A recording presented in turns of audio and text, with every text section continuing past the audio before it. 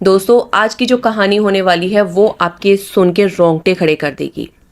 आज की जो कहानी है काफ़ी ज़्यादा इंटरेस्टिंग होने वाली है और हो सकता है इस जगह के बारे में आपने पहले से काफ़ी ज़्यादा सुन रखा हो, पढ़ रखा हो या देख रखा हो, क्योंकि इसके ऊपर बहुत सारे आर्टिकल्स, बहुत सारी न्यूज़, बहुत सारे वीडियोस बन चुके हैं। तो हो सकता है कि आपको इसके बारे में पता हो। दोस्तों पहाड़ किसे पसंद नहीं आते, हिल स्टेशंस पे जाना किसे अच्छा नहीं लगता। हमारा जब भी मन करता है हम सीधा प्लान बनाते हैं, हम कोई ना कोई हिल स्टेशंस पहुंच जाते हैं।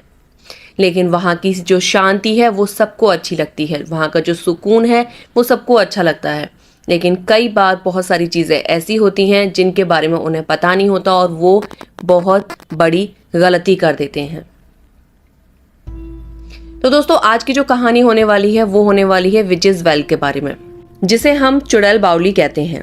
ये है शिमला में ये चुड़ैल बावली है और इसके बारे में बहुत सारी स्टोरीज हम लोगों ने सुन रखी हैं। बताया जाता है कि एक फॉरेनर था, उसने अपनी वाइफ को मारकर इसमें डाल दिया था। जो ये चुड़ैल बावली है इसके अंदर डाल दिया था क्योंकि उसकी वाइफ का ना किसी दूसरे पर्सन के साथ अफेयर था, जिसके शक में उसने उसे मारकर इस कुएं में डाल दिया था। और तब से वो जो लेडी है वो इस कुएं में चुड़ैल का रूप ले चुकी है, जो कि आते जाते लोगों को परेशान करती है। आते जाते कई सारे लोगों को उसने अपने पास बुलाकर मार दिया और इसमें डाल दिया। कई सारे लोग होते हैं कि वो ऐसे ही घूमने के बहाने से वहां चले जाते हैं, लेकिन वहां जाने के बाद वो वापस नहीं आते। तो दोस्तों हो सकता है कि ये आपने कई सारी चीजें सुन रखी हो, लेकिन आज की जो कहानी होने वाली है बहुत ज्यादा इंटरेस्टिंग होने वाली है। तो दोस्तों ये कहानी है एक लड़की की, ये कहानी है स्वाति की, जो अपने घर में अपने पापा अपनी मम्मा के साथ रहती है। उसके कोई भी भाई बहन नहीं है और ये लोग शिमला के पास एक जगह है, एक छोटा सा गांव है, वहां पर ये लोग रहते हैं। और इनके गांव से एक नदी बहती है, एक नदी इनके गांव से बहती है, जो कि इनके जो घर है वहां से बहुत पास है। तो एक दिन स्वाति अपनी फ्रेंड के साथ उस नदी के किनारे बैठी हुई थी और दोनों फ्रेंड अपने आपस में काफ़ी सारी बातें कर रहे थे। अपने जो भी नॉर्मल फ्रेंड आपस में बातें करते हैं, एंजॉय करते हैं, तो दोनों आपस में बैठकर वहीं बातें कर रहे थे। अचानक उस नदी से एक बहुत तेज़ लहर उठती है और उस लहर में वो जो स्वाति की फ्रेंड है उसे साथ बहा ले जाती है।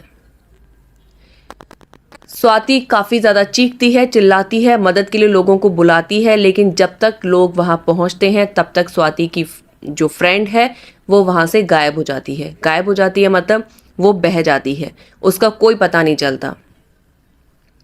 जब स्वाति की फ्रेंड के घर वालों को ये बात पता चलती है कि उनकी बेटी की डेथ हो चुकी है, वो नदी में बह चुकी है, तो ये जो बात है उसकी जो मदर है वो बर्दाश्त नहीं कर पाती और वो सदमे में चली जाती हैं। सदमे में जाने के चक्कर में उनकी डेथ हो जाती है, क्योंकि वो सुसाइड अटैम्प्ट कर लेती हैं और उनकी डेथ हो जाती है। जब ये बात स्वाति को पता चलती है तो वो बहुत ज़्यादा शॉक्ड रह जाती है और ये सुनने के बाद उसकी हालत दिन प्रतिदिन खराब होती जाती है और वो भी एक गहरे सदमे में पहुंच जाती है।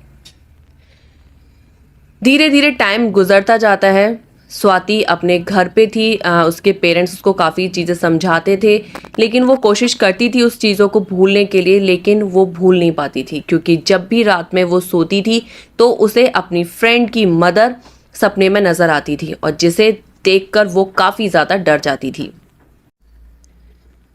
स्वाति अपने आप को बहुत ज़्यादा संभालने की कोशिश करती है, लेकिन वो संभाल नहीं पाती, क्योंकि उसको उसकी फ्रेंड की जो मदर हैं वो सपने में नज़र आती हैं और जिसे देखकर स्वाति बहुत ज़्यादा डर जाती है।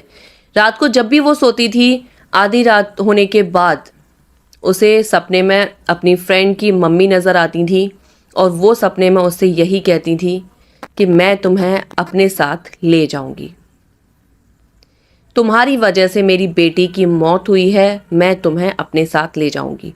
जब भी वो ये चीज़ बोलती थी स्वाति बहुत ज़्यादा डर जाती थी, बहुत ज़्यादा परेशान हो जाती थी और वो चीखने लग जाती थी।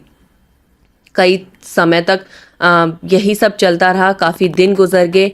फिर एक दिन स्वाति की मम्मी उसके पास सोती हैं। जिस दिन स्वाति की मम्मी स्वाति के पास सोई थी तो सब कुछ ठीक रहा, उसे कोई भी बुरा सपना नहीं आया, ना ही वो नींद से जागी, वो आराम से सोती रही। तो ऐसे ही कई दिन तक स्वाति की मम्मी स्वाति के पास सोती हैं और अब वो नॉर्मल होने लगी थी। एक दिन फिर उसकी मम्मी ने डिसाइड किया कि अब से वो अपने रूम में सोएंगी और स्वाति अपने रूम में। जैसे ही उन्होंने ये डिसाइड किया, स्वाति अपने रूम में सोई और पूरी रात अच्छे से वो सोई है। लेकिन सुबह उठते ही जब उसकी मम्मी उसके रूम में जाती हैं, स्वाति की मदर जब स्वाति के रूम में जाती हैं तो वो देखती हैं कि उनकी बेटी रूम के एक कॉर्नर में बैठकर रो रही है, सुपक रही है, वो बहुत ज़्यादा परेशान है। वो अपनी बेटी के पास जाती हैं, उससे पूछती हैं बेटा क्या हुआ, तो वो सारी चीज़ें उन्हें बताती है। वो उसे समझाती हैं कि नहीं बेटा ऐसा कुछ भी नहीं है, तुम परेशान मत हो, कुछ नहीं होगा, तुम्हें टेंशन लेने की ज़रूरत नहीं है। स्वाति की मदर अपने हस्बैंड को ये सारी चीज़ें बताती हैं, मतलब स्वाति के फादर को। वो दोनों किसी एक अच्छे साइकेट्रिस्ट के पास जाते हैं, उसका ट्रीटमेंट कराते हैं, उसकी अच्छे से काउंसलिंग वगैरह होती है। तो डॉक्टर उसको पेरेंट्स को यही बताते हैं कि स्वाति की जो मानसिक हालत है वो ठीक नहीं है, क्योंकि उसे अपनी फ्रेंड की मदर का डेथ का बहुत ज़्यादा शॉक लगा है, बहुत ज़्यादा गहरा सदमा लगा है। तो आप कृपया करके इसकी जो जगह है वो चेंज करिए और इसे प्यार से डील करिए। हो सकता है अगर इसकी जगह हवा पानी सब कुछ चेंज हो जाएगा तो इसकी मेंटली कंडीशन भी ठीक हो जाएगी। स्वाति के फादर डिसाइड करते हैं कि वो शिमला के वुमेन्स कॉलेज में स्वाति का एडमिशन कराएंगे। स्वाति जब ये बात सुनती है तो उसकी हालत ख़राब हो जाती है और वो मना करती है कि पापा मुझे वहाँ नहीं जाना। लेकिन स्वाति के जो फादर थे मदर थे उन्होंने उसकी एक भी बात नहीं सुनी और वो अपनी बेटी का एडमिशन शिमला के वुमेन्स कॉलेज में करा देते हैं। अब जब तक स्वाति अपने घर पर थी, जब भी उसको सपने आते थे, जब भी उसे कोई प्रॉब्लम होती थी तो उसकी मदर उसके पास होती थी, उसको संभालने के लिए, उसे शांत करने के लिए। लेकिन अब जब स्वाति शिमला पहुंच गई है, वुमेन्स कॉलेज में उसने एडमिशन ले लिया है, तो वहाँ कोई भी नहीं है जो स्वाति को समझ सके, उसे शांत कर सके। स्वाति वहाँ पर वहीं कॉलेज में हॉस्टल में रह रही थी और सारे कॉलेज में सारे बच्चे उसका बहुत ज़्यादा मजाक बनाते थे। वो कहते थे ये पागल है, इसको भूत दिखाई देते हैं, ये कुछ का कुछ बड़बड़ाती रहती है। तो मतलब वो काफ़ी ज़्यादा अकेला लोनली फील करती थी, मतलब उसे कुछ भी समझ नहीं आता था कि उसके साथ ये क्या हो रहा है। एक दिन स्वाति ऐसे ही घूम रही थी कॉरिडोर में, तो अचानक से उसे महसूस हुआ कि उसके पीछे कोई आ रहा है और वो बहुत ज़्यादा तेज़ चीखी चिल्लाई और अपने रूम में चली जाती है और अपने आप को अंदर रूम में लॉक कर लेती है। जब कॉलेज के काफ़ी सारे प्रोफेसर्स को ये बात पता चलती है तो वो स्वाति के पास आते हैं और स्वाति से बात करने की कोशिश करते हैं, उसको समझाने की कोशिश करते हैं, उससे पूछते हैं स्वाति क्या बात है, तुम क्यों परेशान हो, तुम्हें क्या नज़र आता है। तो स्वाति अपने मन की बातें उनको बताने लगती है। जब प्रोफेसर दरवाज़ा खोलते हैं तो स्वाति वैसे ही एक कोने में बैठी हुई रो रही थी और वो बातें बताती है, लेकिन उसकी निगाह प्रोफेसर के पीछे थी, जो कि बहुत ज़्यादा वियर्ड था। कहाँ प्रोफेसर उससे बात कर रहे हैं लेकिन वो प्रोफेसर की बात नहीं सुन रही, वो जस्ट उनके पीछे देख रही है, उनके साइड से पीछे जो उनके विंडो थी वो वहाँ देख रही है। स्वाति उन्हें बोलती है कि वो अभी भी यहाँ है, वो अभी भी यहाँ है। प्रोफेसर बोलते हैं कौन यहाँ है, तुम किसके बारे में बात कर रही हो। स्वाति बोलती है कि सर वो आपके पीछे है और वो मुझे ले जाएगी। प्रोफेसर फिर से उससे पूछते हैं कि कौन है हमारे पीछे, कि सर वो कूदने वाली है। स्वाति ने उन्हें बोला कि सर वो कूदने वाली है और सर देखो वो कूद गई। इस तरीके से उन्होंने बोला। प्रोफेसर ने पलट के पीछे देखा तो जो विंडो अभी तक बंद थी वो उन्हें खुली हुई मिली और ये काफ़ी ज़्यादा अजीब था क्योंकि किसी ने वो विंडो खोली नहीं थी, वो विंडो बंद थी लेकिन अब वो खुली हुई और हवा में वो उसके जो दरवाजे हैं वो हिल रहे हैं। बहुत ज़्यादा डरावना था, प्रोफेसर डर जाते हैं। लेकिन उनमें एक लेडी प्रोफेसर थी जिसको ये सारी चीज़ें ना बहुत अजीब लग रही थी। वो विश्वास नहीं कर रही थी इन चीज़ों के ऊपर। उसने फैसला किया कि आज से स्वाति के साथ वो रहेगी, मतलब वो सोएगी, और इस चीज़ पर सारे लोग अग्री कर गए। और आज स्वाति के साथ वो प्रोफेसर सोई। स्वाति बेड पर सोई हुई है और जो लेडी प्रोफेसर है उसने अपना नीचे मैट्रेस डाल रखा है, वो वहाँ पर लेटी हुई। जब उसने अपनी आंखें बंद करी उससे पहले उसने चेक किया था कि स्वाति बेड पर है या नहीं। उसने देखा स्वाति आराम से सोई हुई थी बेड पर, और प्रोफेसर ने जैसे ही अपनी आंखें बंद करी उसके 10 मिनट बाद स्वाति उसी विंडो से कूद गई और उसके चीखने की आवाज़ इतनी ज़्यादा तेज़ थी कि पूरे कॉलेज में उसकी आवाज़ गई, पूरे हॉस्टल में उसकी आवाज़ गई। और प्रोफेसर एकदम डर कर उन्होंने आंखें खोलकर देखा तो स्वाति वहाँ नहीं थी और स्वाति उस विंडो से कूद चुकी थी।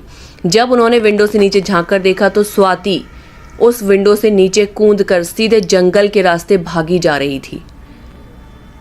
प्रोफेसर नीचे आती हैं, वो सारी चीज़ें हर किसी को बताती हैं और कई सारे प्रोफेसर स्टूडेंट्स इकट्ठा होके गार्ड्स को साथ लेके जंगल की तरफ स्वाति के पीछे पीछे पीछे पीछे भागते हैं। वो पता लगाने की कोशिश करते हैं कि स्वाति कहाँ जा रही है। उसको पीछे से कई सारी आवाज़ें दी जाती हैं कि स्वाति स्वाति बात सुनो, रुको, क्या हुआ है। उसे जानने की कोशिश की जाती है लेकिन स्वाति किसी की कोई बात नहीं सुनती। वो भागी जा रही है, पीछे पीछे गार्ड्स हैं, फिर प्रोफेसर्स हैं, स्टूडेंट्स हैं, पीछे पीछे भाग रहे हैं उसे रोकने के लिए। और देखते ही देखते स्वाति उस चुड़ैल बावली के पास पहुंच जाती है, उस कुएं के पास पहुंच जाती है और जाकर सीधे उस कुएं के ऊपर खड़े होकर छलांग लगा देती है, उसमें कूद जाती है। ये देखकर प्रोफेसर्स, गार्ड्स बहुत ज़्यादा डर जाते हैं। गार्ड उस कुएं में झांक के देखने की कोशिश करते हैं कि स्वाति जिंदा है या नहीं। जैसे ही गार्ड उसमें झांकने की कोशिश करता है तभी एक आत्मा, एक चुड़ैल जिसका सर कटा हुआ था, वो उसमें से अचानक से आंखें खोल देती है। उसमें बहुत सारी लाशें पड़ी हुई थी, बहुत सारे लोगों के शरीर पड़े हुए थे जो कि आत्मा बन चुके थे, चुड़ैल बन चुके थे। उसमें से एक चुड़ैल अपनी आंखें खोलती है और गार्ड की तरफ देखकर उसे गला पकड़कर अपने पास खींचने की कोशिश करती है। वो उसे ऑलमोस्ट खींच चुकी थी लेकिन कुछ प्रोफेसर्स की हेल्प से उसको वापस से बाहर निकाला गया और उसकी हालत बहुत ज़्यादा ख़राब हो चुकी थी। सभी लोग बहुत ज़्यादा डर चुके थे और सभी लोग समझ चुके थे कि अब स्वाति हमारे बीच नहीं रही है। तब से वो लोग वहाँ से वापस आए। वापस आकर उसके पेरेंट्स को सारी इन्फॉर्मेशन दी गई और उस चुड़ैल बावली के आसपास का एरिया बंद करवा दिया गया। लेकिन आज भी वो चुड़ैल बावली वहाँ मौजूद है, वहाँ जाना मना है, वहाँ किसी को जाने नहीं दिया जाता। तो दोस्तों ये थी आज की कहानी। आपको कैसी लगी कमेंट करके बताइएगा। साथ ही साथ वीडियो को लाइक कीजिएगा, चैनल को सब्सक्राइब करना बिल्कुल मत भूलिएगा। तो दोस्तों मिलते हैं आपसे एक और नई हॉरर स्टोरी के साथ। तब तक के लिए नमस्कार।